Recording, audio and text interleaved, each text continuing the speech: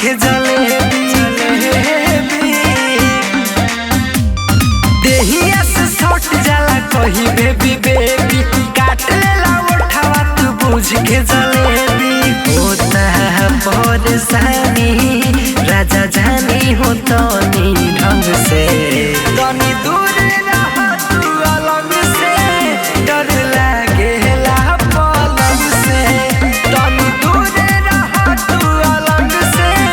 डर लागेला पलंग से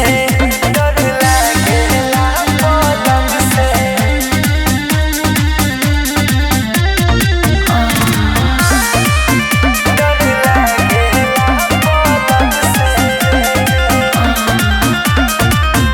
रोजे एक काम कर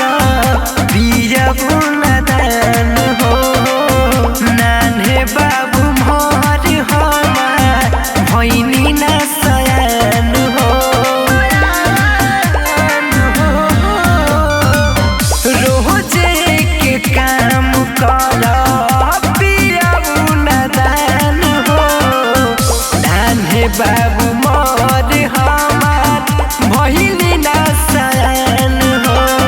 कर कहरी कमर पे लागे भइल असर बा भंग से तनी दूर रह तू अलग से डर लागेला पलंग से तनी दूर रह तू अलग से चली खेला खेला तू पलंग से चली खेला खेला तू पलंग से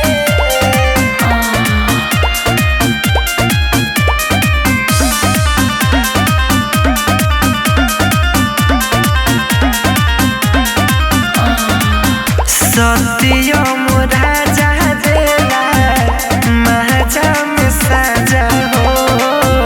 अखिलेश ब्रिजेश देवरवा पी के आवे गाजा हो पी के आवे गाजा हो सत्यम राजा देला महाजा में साजा हो अखिलेश ब्रिजेश देवरवा झटपट कर बटा तुम मन लागे ना प्यार के जंग से।